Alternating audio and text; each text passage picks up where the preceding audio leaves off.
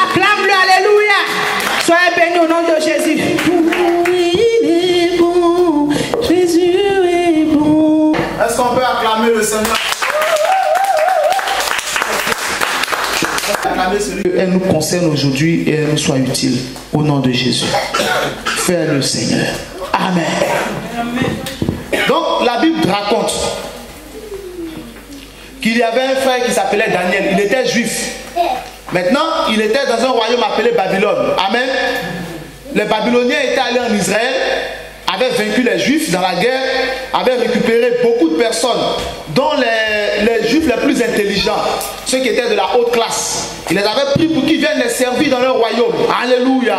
Et au milieu d'eux, il y avait Daniel et d'autres encore. Mais ici, on nous parle principalement de qui? De Daniel. Et donc, les temps se sont succédés. Le roi qui était là s'appelait Darius. Et donc, Darius a trouvé bon de pouvoir établir des personnes sur son royaume. C'est-à-dire qu'il est au-dessus, mais il va leur confier le travail.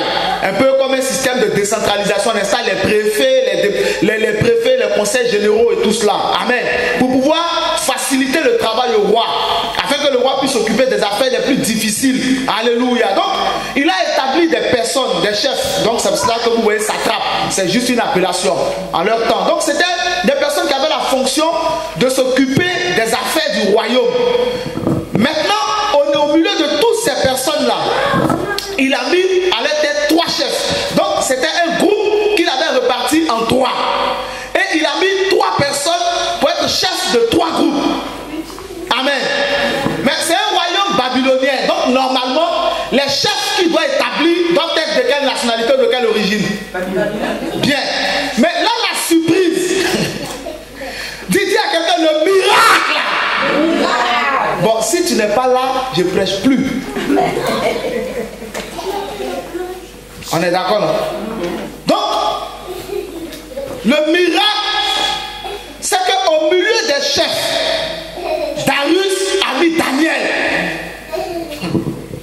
Faut pas récupérer ton miracle. Faut pas espérer qu'on te place au milieu des chefs quelque part. Faut pas dire avec moi on me placera au nom de Jésus. Ah, ne dis rien, reste là. Reste là. Darius a placé au milieu des chefs Daniel. Au milieu des 3 chefs, il a mis 2 Babyloniens et un juif. Et c'était Daniel. Et la Bible dit qu'il les a établis afin que ces satrapes leur rendent compte. C'était avec toute l'autorité qui était nécessaire. Si on fouille des satrapes qui sont babyloniens, servaient le roi depuis longtemps. Mais d'où vient Daniel et puis on le place à la tête de ces satrapes-là? Il a quitté où? Et puis c'est lui on met comme chef.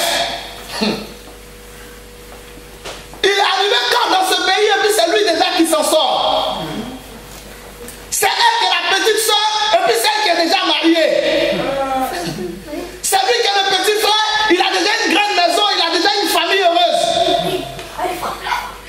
Non. Aïe aïe aïe. J'espère que vous êtes là. Hein? Je souhaite que vous soyez là. Amen. Au milieu des 3 chefs, Darius a mis qui? Qui avait trouvé les autres dans le pays. Alléluia. C'est quelque chose qui a fait mal aux satrapes.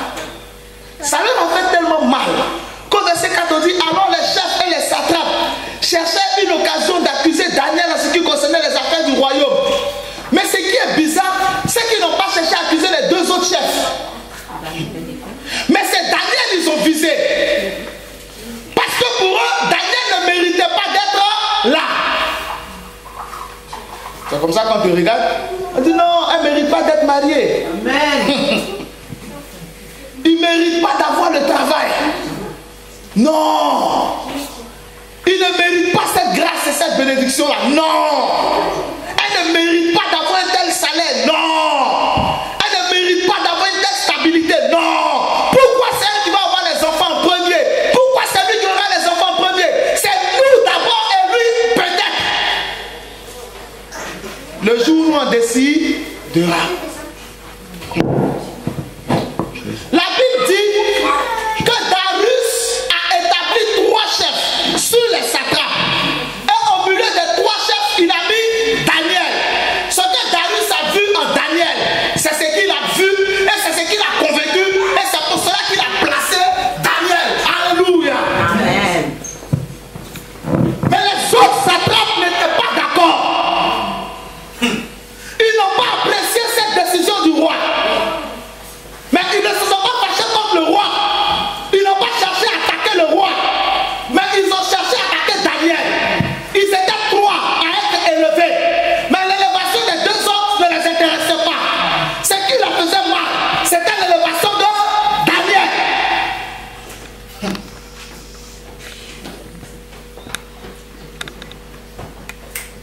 sois là, hein.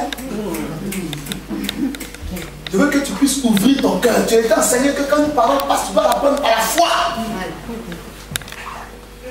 L'élévation des autres ne les intéressait pas. Mais c'était la bonne santé de Daniel qui les intéressait. Le mariage des autres ne les intéressait pas. Mais c'était le mariage de Daniel qui les intéressait. Le projet des autres ne les intéressait pas. Mais c'était le projet de Daniel qui les intéressait. Le voyage des autres ne les intéressait pas. Le salaire des autres ne les intéressait pas. La foi des autres ne les intéressait pas. L'engagement des autres ne les intéressait pas. Parce que c'était sur Daniel. Même si les trois étaient levés ensemble, n'étaient pas sur les deux autres. Amen, amen, amen, amen, amen. Amen. Amen. Amen, amen. Jésus, Jésus. Amen, amen, amen. Alors les chefs et les satraps cherchaient une occasion d'accuser Daniel en ce qui concernait les affaires du royaume. Regardez très bien la stratégie, comment elle est précise et bien préparée. Ils ne cherchaient pas à accuser Daniel sur autre chose, mais ils cherchaient à accuser Daniel sur ce qui faisait la gloire de Daniel, sur la responsabilité de Daniel, sur les affaires du royaume. Ils ne cherchaient pas à accuser Daniel sur autre chose que ce qu'on lui avait confié à faire. My God, my God. My God, my God.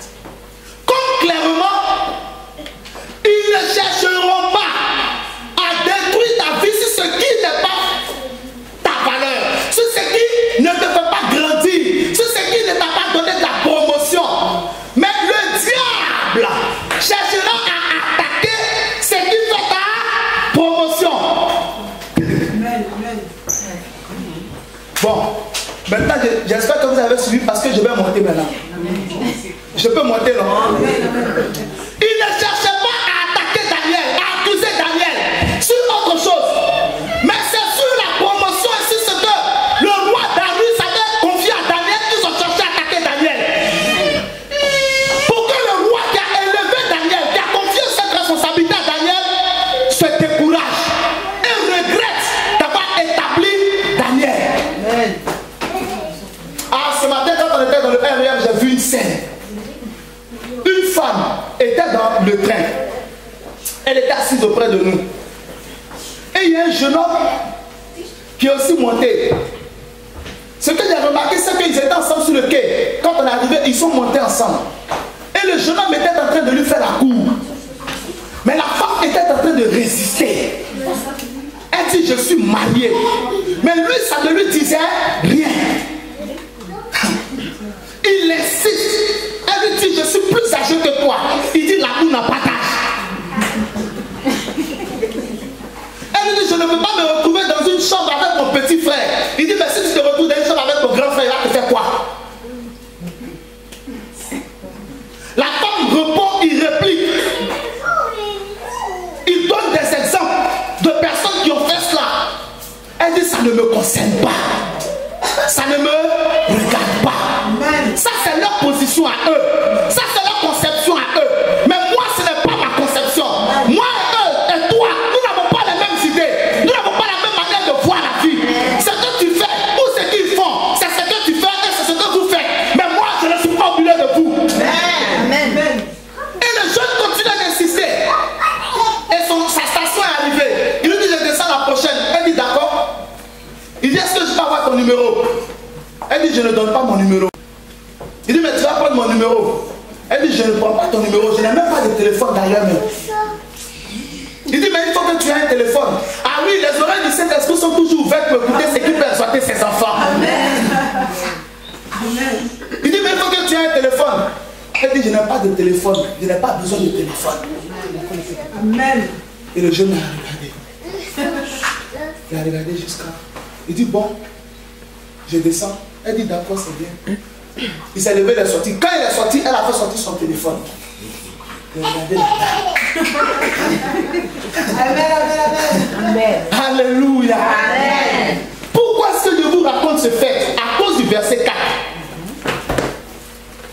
En ce qui concernait les affaires du royaume, mais il ne put trouver une occasion de chute, ni aucune chose à reprendre.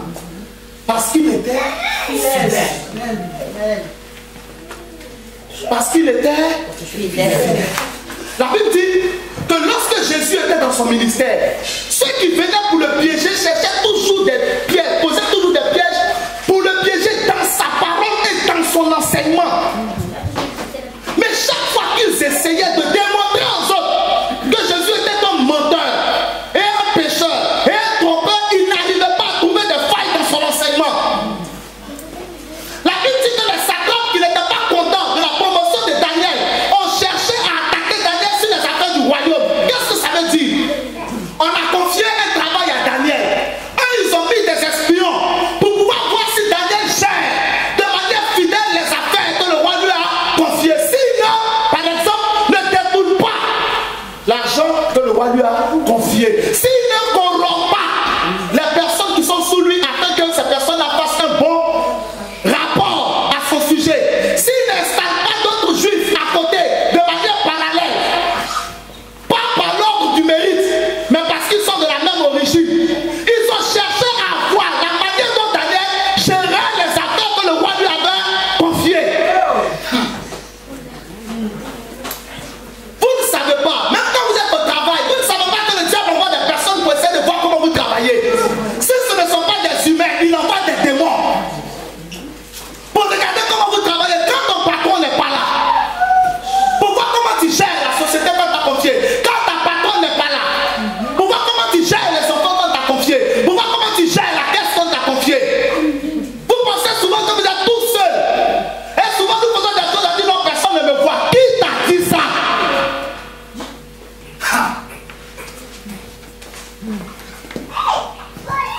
L'exemple que je viens de vous donner, la femme ne sait même pas que j'écoutais tout.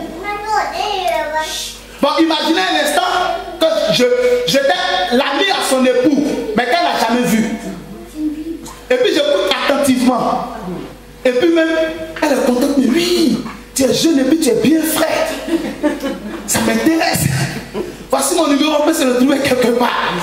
Et puis moi ici à côté, je note l'adresse. Et puis elle donne rendez-vous à son jeune. Et il se retrouve quelque part. Mais ce qui sera bizarre pour elle, c'est que dans le lieu, on est nombreux.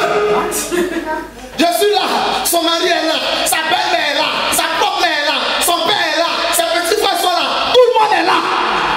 Photographe, caméraman, écrivain, peintre, portraitiste. Tous ceux qui peuvent immortaliser cette affaire sont là. Elle allait perdre son foyer pour rien. Il ne savait pas, lui Daniel, que certainement c'est Satan qui était en train de faire cela. Il ne savait pas. Vous ne savez pas qu'est-ce qui se passe autour de vous. C'est pour cela qu'un enfant de Dieu doit chercher à être toujours fidèle dans tout ce qu'il fait. Amen. Même s'il n'y a personne de physique autour de lui. Même s'il n'y a aucun autre être humain près de lui, il n'est pas question de voler un peu dans la caisse. On te voit. On te voit. Il n'est pas question de gifler un peu enfant des gens. On te voit. Il n'est pas question de cacher un peu le matériel qu'on t'a confié pour aller le vendre à côté. On te voit. Il n'est pas question de faire des surfacturations pour récupérer ce qui est au-dessus, pour le mettre dans ta poche. On te voit. Mais il ne peut trouver aucune occasion, ni aucune chose à reprendre. Pourquoi? Est-ce que tu as regardé dans ta Bible? Pourquoi? Est-ce que tu as regardé dans ta Bible? Pourquoi? Voici le rôle de la fidélité. Elle te protège contre les pièges de Satan. Amen. Amen. Amen. Elle te protège contre les pièges du diable. Il y a des pièges dont tu peux avoir connaissance. Si je viens, je suis couvert du sang de Jésus. Je viens. Toc toc. Bonjour, je suis le diable, je suis venu te tenter. Attends. Est-ce qu'il y a besoin d'être fidèle là? C'est trop clair. C'est le diable qui est venu me tenter. Tu n'as même pas besoin de continuer ta phrase. Je refuse déjà. Mais je te chasse. Je te résiste. Il est écrit, résistez au diable et il fuira loin de vous. Je te résiste et puis tu t'en vas. Mais c'est venu, tu t'es présenté. Bon, maintenant je viens. Toc toc, excusez-moi, je suis venu vous proposer une affaire. Je suis le diable. Je suis venu te proposer une affaire. Pas avec le nom du diable. Mon prénom c'est Jacou le Dupont. Je voyage beaucoup, je suis tout le temps en voyage, je suis venu vous proposer une affaire. Je sais que vous travaillez dans telle société, cette société. Vous avez tel poste. Moi je suis venu vous dire que nous pouvons faire des affaires parallèles. Et puis je vous montre mes partenaires qui sont dans le même domaine. Je te montre tout, les bénéfices que tu peux engranger. Tout ce que tu peux avoir. Et toi tu dis, mais ça c'est les gens savent. Ils vont me mettre en prison et dire, oh non, c'est ce que tout le monde fait. Tous les chrétiens que tu vois là, ils boivent après, ils vont se saouler. Oh. Même le pasteur tu vois là, qui t'a dit qu'il ne se saoule pas d'en boire de nuit? Qui t'a dit que le pasteur ne va pas boire de nuit à sa femme? Qui t'a dit que quelqu'un est saint sur cette terre? Tu as déjà vu quelqu'un de parfait? Tu as déjà vu?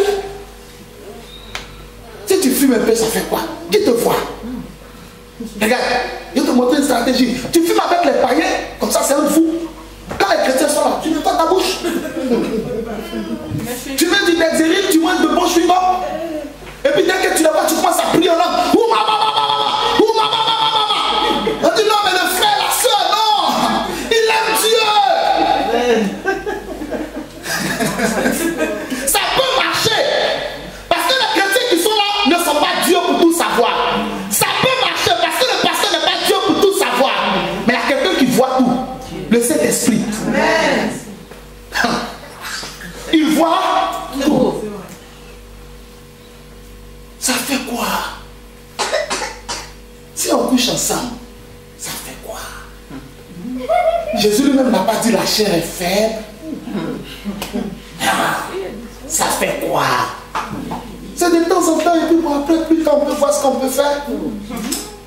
Donc tu ne veux même pas me marier, c'est plus tard. Tu as vaincu au nom de Jésus. Il y a des pièges que vous ne pouvez pas savoir. Vous ne pouvez même pas savoir qu'est-ce qui se passe spirituellement autour de vous. C'est pour cela que Dieu vous appelle à être fidèle et honnête en toutes choses. Dieu vous appelle à avoir une conscience propre en vous. On ne fait pas la police derrière un enfant de Dieu. Personne ne va courir derrière toi pour surveiller tout ce que tu es en train de faire. Mais qui même physiquement a le temps de le faire? Même si vous êtes deux, qui peut suivre deux personnes à la fois? Même si on a deux personnes qui suivent deux personnes, et les deux personnes qui sont mortes là, qui va les suivre? Mais chacun de nous a sa responsabilité personnelle dans tout ce qu'il fait. Daniel n'était plus en Israël. Daniel était à Babylone. C'était un pays qui était païen, qui ne croyait pas en l'Éternel. Alors Daniel avait toutes les raisons de vivre comme il veut. Je me souviens de Joseph. La Bible dit que les frères de Joseph l'ont vendu comme esclave.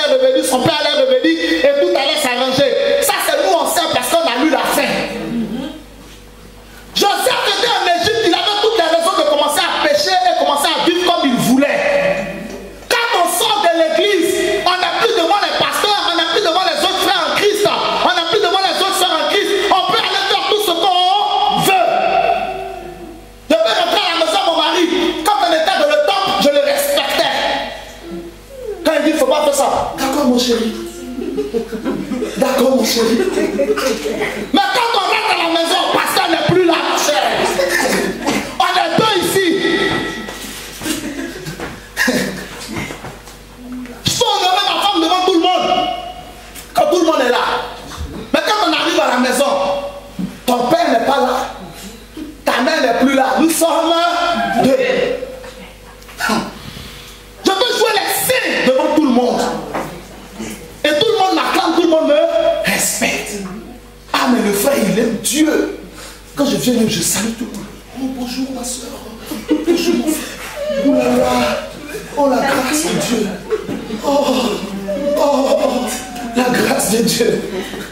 Mais dès que le culte finit, j'enlève la veste. Voici le t-shirt. Tout le reste du ventre est là. Mon jean est plaqué. Ça, c'est pas près du corps, c'est près du sang. Je suis à Pigalle, en train de faire tout le bruit. Mais dimanche, venez me voir dimanche à l'église.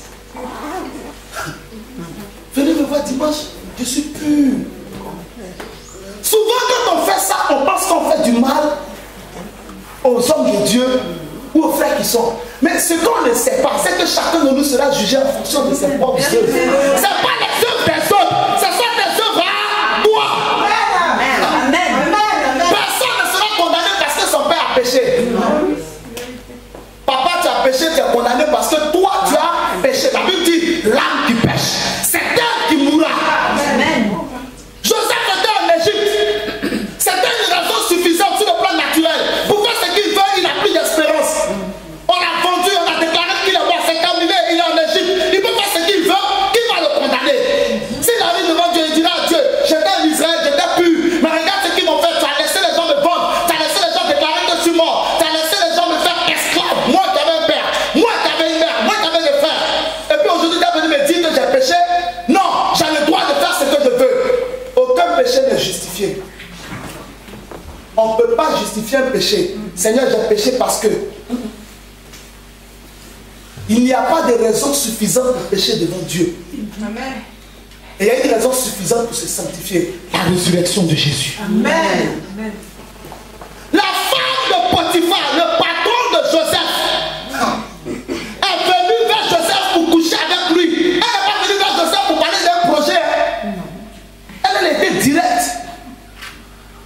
Elle n'a pas invité. Quand tu es une femme mariée, on t'invite. Un homme t'invite, il est seul. Et puis il t'invite, tu t'en vas.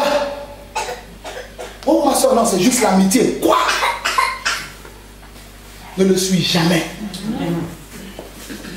Si tu n'es pas marié, mets-le en prière. Va voir ton pasteur, mets-le au courant. Et puis on gère dans la prière. Pour voir le cœur de ce monsieur. S'il veut venir te prendre pour épouse, et s'il ne va pas t'empêcher de te donner au Seigneur, de marcher avec le Seigneur, s'il peut prendre tes enfants pour ses enfants, s'il peut vivre avec toi pour toujours, et on met en prière, et le monsieur plus tard il met bague dans ton doigt, et nous tous on dit mange ton gâteau. Amen. Acclame le Seigneur. Alléluia. Dit à Joseph qu'elle veut coucher avec lui. Point. Mais Joseph a refusé. Joseph a répondu quoi? Comment ferais une chose aussi abominable? Comment pécherais-je contre mon patron? Et comment pécherais-je contre mon Dieu?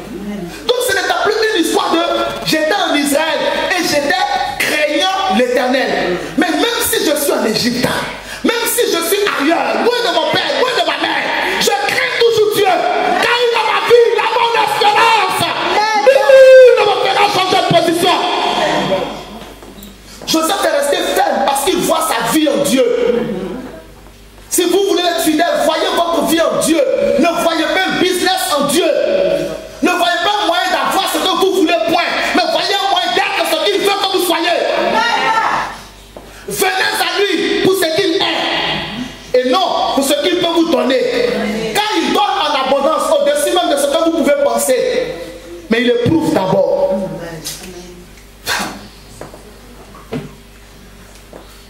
Alléluia.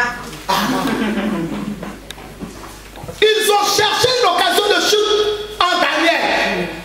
Mais est-ce qu'ils ont trouvé? Ils n'ont pas trouvé. Ils ont cherché, mais ils n'ont pas trouvé. La Bible dit, le diable rôde comme lion rugissant, cherchant. Ils ont cherché. Le diable cherche. Il tourne, il cherche. Il tourne, il cherche. Mais est-ce qu'ils ont trouvé? Ils n'ont pas trouvé. La Bible dit, le diable rôde comme un lion rugissant, cherchant. Ils ont cherché. Ils ont cherché. Le diable cherche. C'est sa stratégie de chercher. Voir l'occasion qu'il peut saisir dans ton attitude, dans tes paroles, dans tes fréquentations, dans tes résolutions, dans ta manière de recevoir la parole de Dieu. S'il voit que tu négliges la parole de Dieu, s'il voit que tu ne lui accordes pas de valeur, d'importance, il t'envoie des amitiés, des personnes qui ont le même esprit, des personnes qui n'accordent aucune valeur à la parole de Dieu, mais qui sont toujours plus intelligentes que Dieu. Après que tu sois encouragé dans la mauvaise voie, pour qu'au fur et à mesure, tu commences à t'éloigner de ceux qui craignent Dieu, et que tu te mettes avec ceux qui ne craignent pas Dieu, pour que tu deviennes comme eux, et que tu te perdes.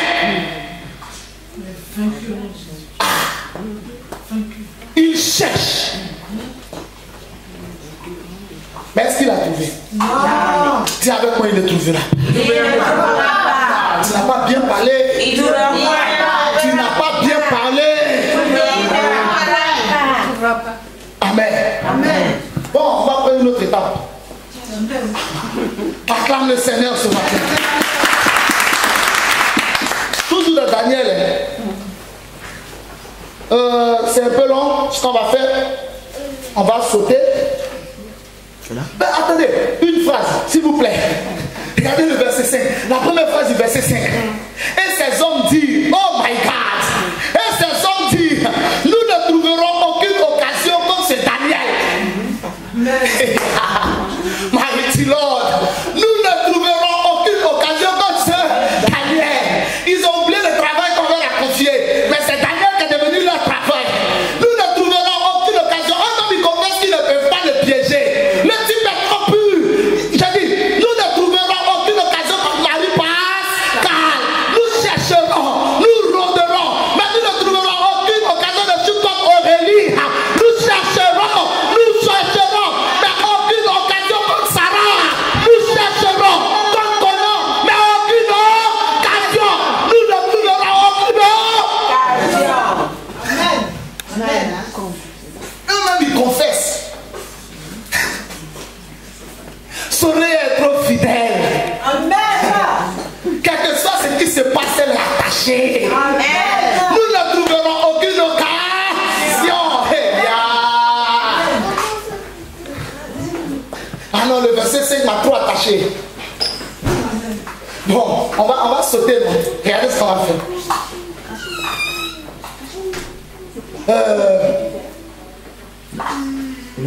Verset 16. Verset 16. Regardez le verset 16, s'il vous plaît. Nous sommes dans Daniel chapitre 6, 16. Regardez le verset 16. Je lis. Alors le roi donna l'ordre qu'on amène Daniel et qu'on le jette dans la fosse au lion. Le roi prit la parole et dit à Daniel, puisse ton Dieu que tu sers avec persévérance te délivrer. On apporta une pierre et on l'a mis sur l'ouverture de la fosse. Le roi la scella de son anneau et de l'anneau de ses grains afin que rien ne soit changé à l'égard de Daniel. On continue. Ils ont, premièrement, qu'est-ce qu'ils ont cherché à faire? D'abord, ils ont levé Daniel. C'est pour ça que quand vous êtes béni par Dieu, quand vous vivez un grand miracle, ne baissez pas les bras. Parce que c'est après les grandes victoires que viennent les grandes épreuves. Amen. Ils ont élevé Daniel. Amen. Amen. Les gens n'étaient pas contents. Je ne parle pas ici, ce sont les hommes, c'est l'Ancien Testament. Et si c'est le Nouveau Testament, vous parlez des démons. Vous montrez que vous n'avez pas à lutter contre la chair et le sang, mais contre les esprits célestes, dans les esprits méchants dans les lieux célestes, contre les dominations, les autorités, les principautés. Ce n'est pas ton voisin que tu vas attaquer. Ce n'est pas ton époux, ton grand-père. Laisse-le tranquille. Lis le démon qui le pousse à travailler. Quand Daniel était levé, ils n'étaient pas contents. Ils ont dit, ils vont trouver une occasion de chute à Daniel pour pouvoir le faire tomber. Ils ont regardé ce qu'ils ont trouvé. Non. Eux-mêmes, ils ont confessé au verset 5 qu'ils ne trouveront pas. C'est pas la peine de continuer. Cette stratégie ne marche pas. Ça veut dire quoi? Que le diable commence toujours toujours va essayer de te faire pécher. Quand il voit que tu es trop fidèle, tu es trop saint, tu es trop pur dans ta foi, dans ta marche avec le Seigneur, il change de stratégie. Là maintenant, ils sont passés à un niveau supérieur. Ils cherchent maintenant à faire quoi? À tuer Daniel. C'est là que ça intervient, avec des attaques directes que vous pouvez vivre, avec des maladies qui vous frappent, des maladies qui frappent vos enfants, des attaques qui vous frappent, on peut vous faire perdre votre travail, votre patron peut vous chasser du jour au lendemain, vous pouvez tomber malade près de la mort, toutes vos affaires peuvent tomber, les choses commencent à se gâter, vous ne comprenez pas ce qui se passe, parce que vous avez été fidèle, donc vous vous posez la question, mais toute la fidélité que j'ai manifestée vis-à-vis de Jésus est-elle inutile? Non, ce n'est pas que c'est inutile, mais c'est parce que le niveau de votre fidélité est supérieur au piège que le diable avait posé. Quand il veut passer au niveau supérieur, il se dit que tant que vous allez rester sur la terre, vous allez contaminer d'autres personnes avec votre fonction. Il faut qu'il vous élimine. Sinon, vous allez convertir vos frères, vous allez convertir vos soeurs, vous allez convertir votre patron, vous allez convertir vos collègues, vous allez convertir tout votre quartier, toute votre ville. Ça ne l'arrange pas. Il faut qu'il vous élimine. Si c'est Satan pour trouver que Daniel était fidèle et puis n'ont pas trouvé ça normal, c'est que c'était des escrocs. Souvent vous rentrez dans une société, ce sont tous des voleurs. Mais quand vous venez, quand vous n'êtes pas un voleur, vous devenez l'ennemi de tout le monde. Ils cherchent à ce que le patron vous chasse. C'est ce qu'ils ont fait. À cause du verset 7, ils sont allés voir le roi. Et puis ils ont mis un édit pour dire que si quelqu'un n'adore pas les statues que le roi a mises là, on doit le mettre à mort. Or, ils savent que Daniel ne va jamais adorer une statue. La foi chrétienne là, votre foi chrétienne va être mise en épreuve par la religion familiale, par la religion de la ville ou du pays dans lequel vous êtes, par les habitudes spirituelles du pays ou même de la ville dans laquelle vous êtes.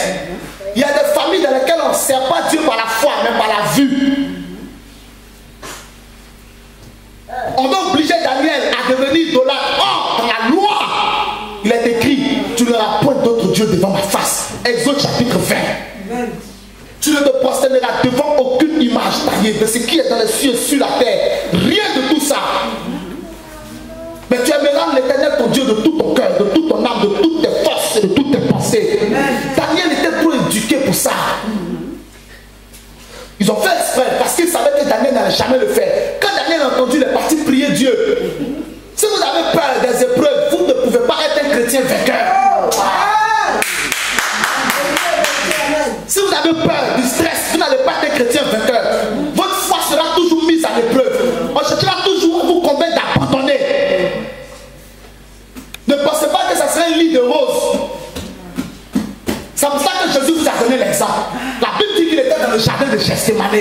La mort s'approchait, les démons s'approchaient, la croix se présentait, les coups se présentaient, la croix d'épines, la couronne d'épines se présentait, les moqueries se présentaient. Il sentait que l'heure était arrivée de souffrir dans son corps. Son sang allait couler. Il avait le choix, abandonner ou foncer. Mais il a pensé à toi, il a pensé à moi. S'il abandonne, nous aussi nous abandonnerons. S'il ne fonce pas, nous aussi nous ne foncerons pas. Il a regardé, il est rentré en prière. Tellement il est rentré en prière, la sueur est devenue du sang. Quand il est sorti de ce moment de prière, ils sont venus l'attraper. Jésus n'a pas fui. Au contraire, il a même guéri Malchus, le frère du souverain sacrificateur, dont Pierre avait coupé l'oreille. Le jour où ils sont venus arrêter Jésus, il a fait son dernier miracle. Il a collé l'oreille. Tellement il était rempli de la présence de Dieu. Ils l'ont pris là, en plein hiver, pendant la nuit. Ils ont commencé à le battre.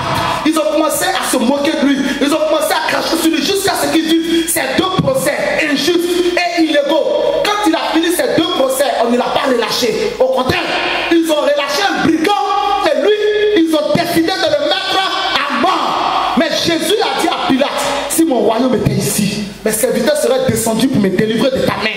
Mais c'est pour que quelque chose s'accomplisse que je suis là.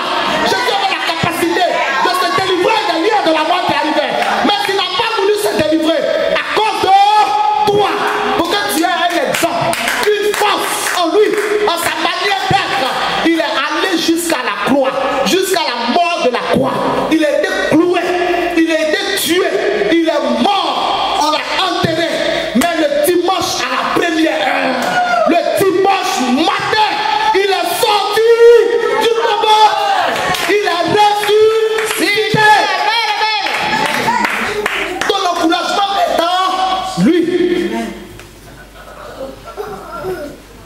n'es pas résolu dans ton cœur, tu ne pourras pas continuer la vie chrétienne. Parce que le diable n'aime pas Jésus. Et le diable n'aime pas tous ceux qui aiment Jésus.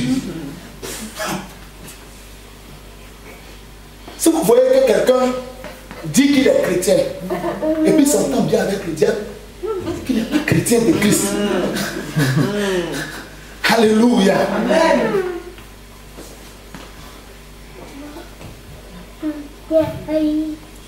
Alors, Daniel a vu l'édit du roi, comme qu'ils ont imposé au roi. Daniel est parti prier quand même. Ils sont venus saisir Daniel.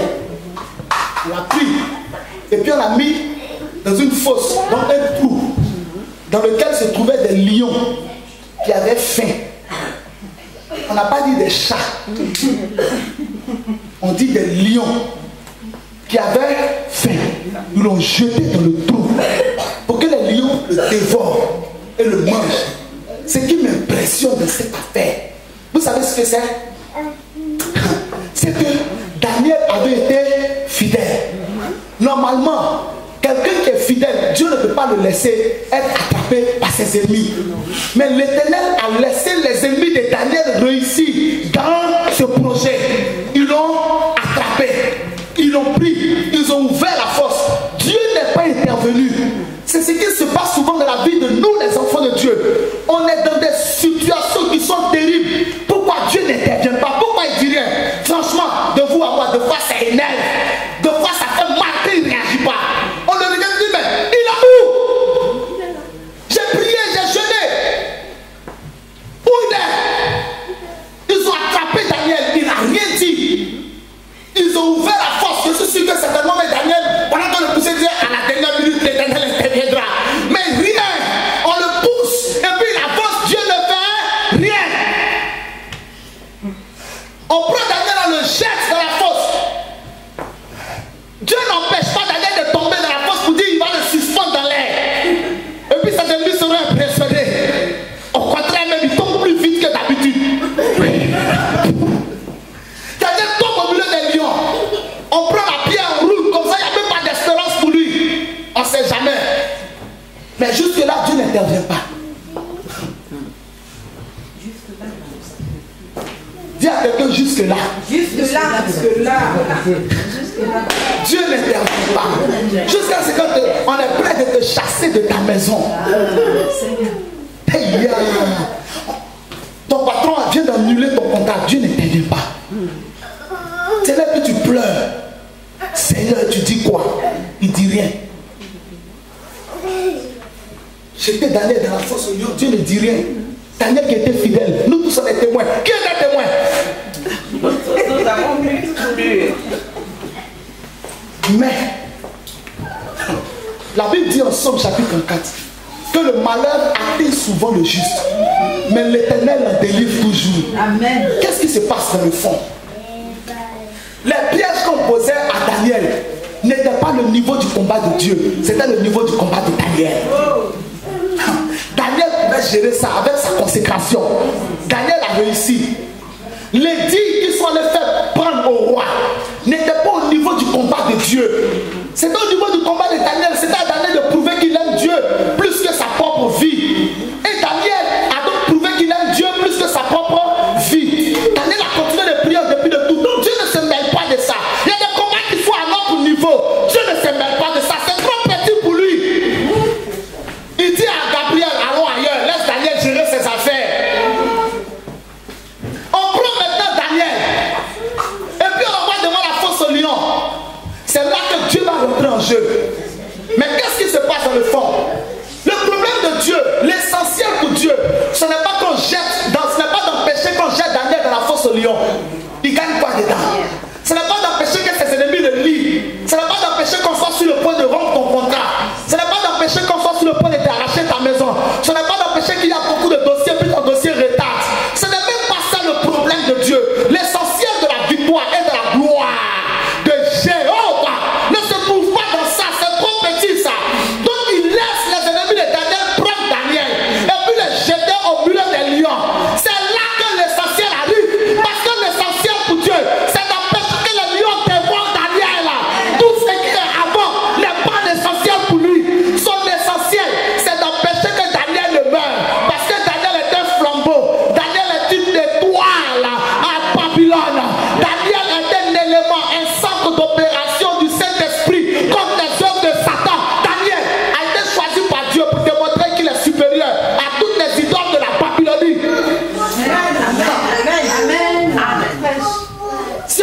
de ta maison, c'est pas ça qui est l'essentiel. Tu es dehors, c'est pas encore ça qui est l'essentiel. L'essentiel, c'est quand ceux qui t'ont chassé vont commencer à dire on a réussi. Il est foutu. C'est là que lui il arrive. C'est où on dit non, il n'est plus possible qu'il enfante. Il n'est plus possible qu'elle ait du travail, qu'elle enfante. C'est là que lui il arrive. Quand ils ont fini, regardez, il n'a pas empêché qu'il fasse le fossé. Du moins la fosse. Il n'a pas empêché. Comme lorsqu'ils ont mis Jésus dans le tombeau, on n'a pas empêché de le mettre dans le tombeau. Dieu n'a rien dit. Mais pendant qu'il dormait, Dieu a commencé à travailler. L'essentiel pour Dieu, c'était empêcher que les lions ne dévorent Daniel. Le matin, le roi est arrivé. Il crie, Daniel, ton Dieu que tu sais avec persévérance, t'a-t-il délivré? Normalement, pour lui, il ne va plus entendre de voix. Il va entendre les lions répondre.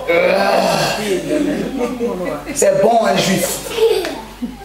Mais il entend Daniel. Oui, mon roi. Hey, mon Dieu a envoyé un homme pour fermer la gueule d'un lion. Attends, tu n'as pas répondu. Hein?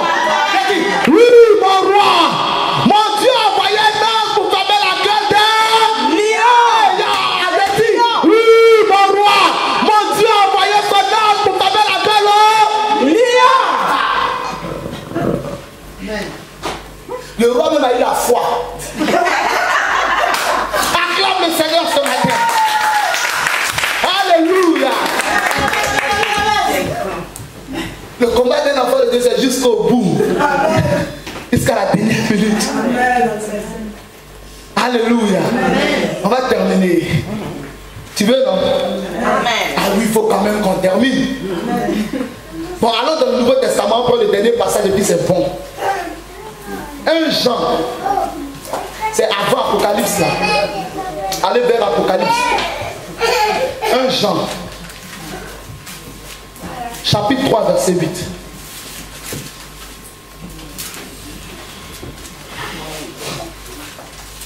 Il y a une phrase dedans qui m'intéresse. Alléluia. Ah non, Dieu est dangereux. Le Seigneur est dangereux. Alléluia. Alléluia. Amen. Vous avez trouvé, non? 1 Jean chapitre 3, verset 8. Attendez, je vais lire, on va aller. On dit, il y a une phrase, c'est une phrase dedans qui m'intéresse. C'est la deuxième phrase. Le Fils de Dieu. C'est qui le Fils de Dieu? Jésus. Apparu afin de détruire les œuvres du diable. C'est la phrase là qui m'intéresse. Vous avez trouvé trop d'œuvres du diable sur la terre. Il y a trop de sorcellerie sur la terre. Il y a trop de magie noire sur la terre. Il y a trop de maladies sur la terre. Le péché est trop puissant sur la terre. Il y a trop d'envoûtement sur la terre. Il y a beaucoup trop de souffrance et de malédictions sur la terre. Si Jésus, le Fils de Dieu, est descendu sur la terre, c'est dans un but bien précis. C'est afin de détruire les œuvres du diable. Les œuvres du diable maintiennent les hommes dans la souffrance continue. C'est à cause de ça que Jésus est descendu. Afin de détruire les œuvres du diable. Les œuvres du diable empêchent les foyers d'être épanouis. C'est à cause de cela que Jésus est descendu.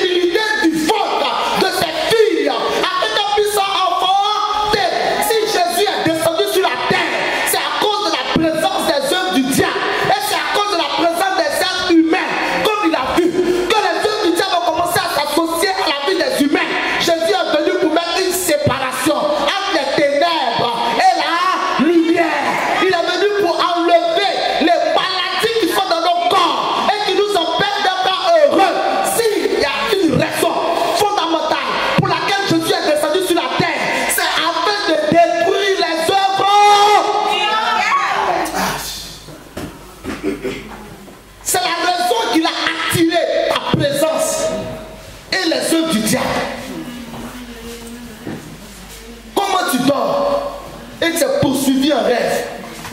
À cause de cela que Jésus est venu. Comment tu es prêt d'avoir un contrat et à la dernière minute on annule? C'est à cause de cela que Jésus est venu. Comment dans ton foyer ça ne va pas? C'est à cause de cela que Jésus est venu. Appuie-toi sur lui par la foi, au moyen de la prière.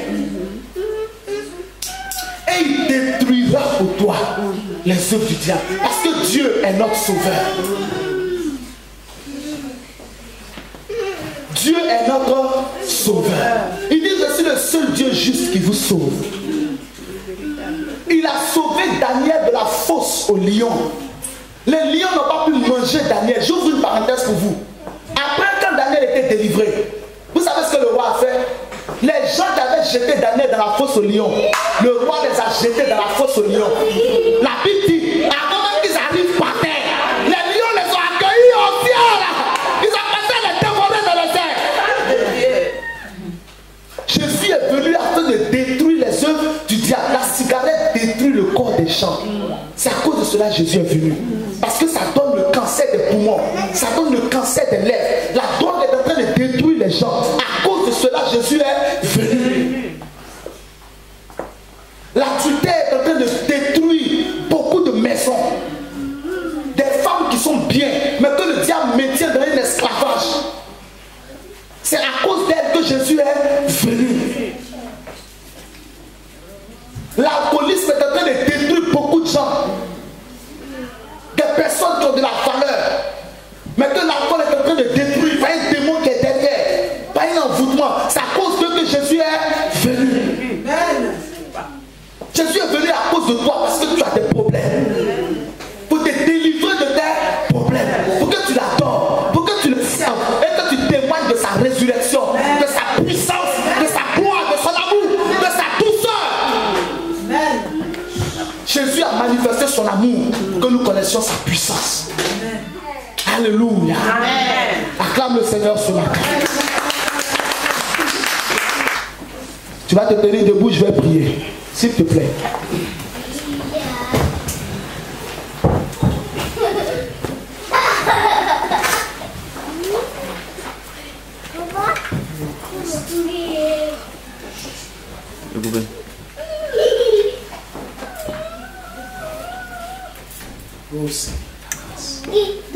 Je veux que tu parles au Seigneur par rapport au message que tu viens. Ferme les yeux s'il te plaît et commence à parler au Seigneur au nom de Jésus.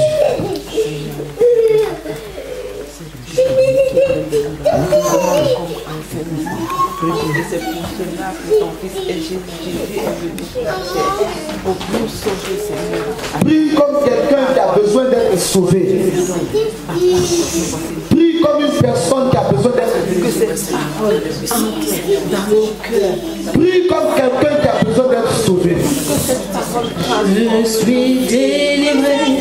Prie comme quelqu'un qui a besoin d'être sauvé. Regarde ta vie. Je suis délivré. Regarde ta vie. Regarde ta vie. Je t'ai lié par Satan. Regarde ta vie. Je suis délivré. Regarde-toi. Comme quelqu'un qui a besoin d'être sauvé. Auparavant, Prier, c'est parler à Dieu.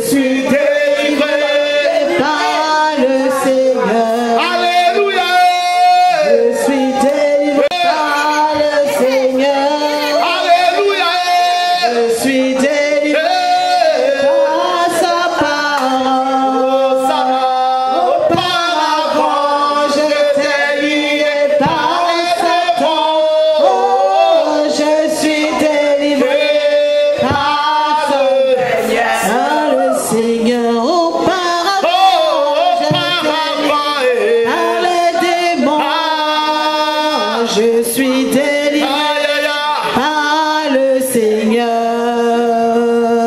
Je suis délivré par le Seigneur. Je veux que tu parles à Dieu. Parle comme quelqu'un qui est en train de recevoir une délivrance. S'agit-il de ton foyer? S'agit-il de ton travail, de ta foi, de ta sainteté, de tes enfants? Je veux que tu parles à Dieu comme quelqu'un qui a besoin d'être sauvé, d'être aidé par Dieu.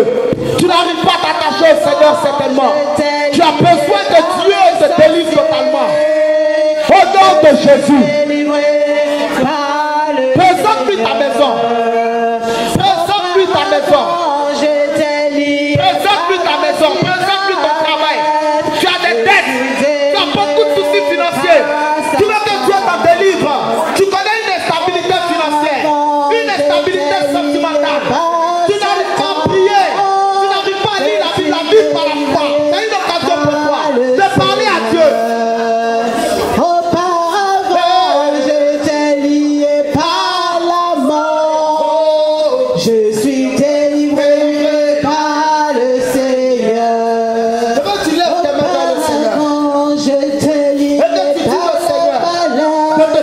Totalement. Je suis délivré. Seigneur, délivre-moi. Fais des miracles dans ma vie, Seigneur. Délivre ma vie, Seigneur. Tu cherches quoi là-bas? Prie au nom de Jésus, prie au nom de Jésus. Prie au nom de Jésus. Tu cherches quoi là-bas? J'étais lié par l'essentiel. Je suis délivré. Prie au nom de Jésus. Prie au nom de Jésus. Prie au nom de Jésus. Je suis Prie au nom de Jésus. Demande la délivrance de la part du Seigneur.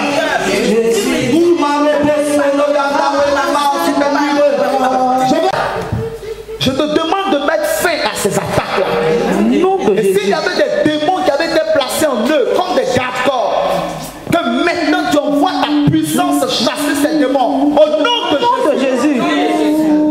Si certains parmi eux avaient des difficultés financières dues à des dettes, à des emprunts dont tu n'as même pas compris l'origine et dont tu souffres les conséquences, des dettes qui ne finissent pas, des intérêts bancaires qui ne se terminent pas, que maintenant tu les délivres des dettes au nom de Jésus. Ceux qui dans leur travail avec de méchants patrons étaient piégés comme Daniel l'a été par les collègues, que tu puisses les délivrer Au nom de Jésus. de ce patron et de ses collègues. Au nom de Jésus. Ceux qui étaient sous le coup de malédiction, aie pitié d'eux et révoque ces malédictions. Au nom de Jésus. Seigneur, parmi eux, il y a des personnes qui ont élevé des prières vers toi pour un besoin spécifique, attendant un miracle. Certains cherchent du travail, ils ne l'ont pas encore eu. Père, là où ils sont arrêtés, que tu puisses planter le travail en eux. Amen. Amen. Pour que le miracle soit concret dans les jours qui viennent. Amen. Au nom de Jésus. Amen. Ceux dont les enfants avaient de mauvaises fréquentations et à cause de cela ils n'ont pas le sommeil, je prie que tu puisses délivrer leurs enfants de ces démons qui sont en train de les envoyer loin de la bonne éducation. Au nom de Jésus, sois avec tes enfants pour leur faire du bien et qu'ils soient libres, car si tu es venu, c'est afin de détruire les œuvres du diable, pour les libérer. Qu'il en soit ainsi dans leur vie, au nom de Jésus. Amen. Amen. Amen. Acclame le Seigneur. Que Dieu nous prie au nom de Jésus.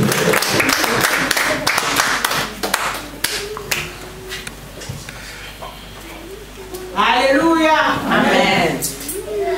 Alléluia. Acclame le Seigneur. Alléluia. La parole t'a fait du bien. Alléluia. Alléluia. T'es léger, puis t'es léger. Alléluia. Saute un peu, saute un peu, saute un peu. Saute un peu, saute un peu. Alléluia. Saute un peu. Amen, amen, amen. Alléluia. Amen. Tu connais, t'es bien enseigné. Alléluia. Amen, amen, amen. Amen. On passe aux offrandes. Alléluia. T'apprends ton offrande. Alléluia. Et tu vas prier dessus. Alléluia. Tes pieds au divin roi.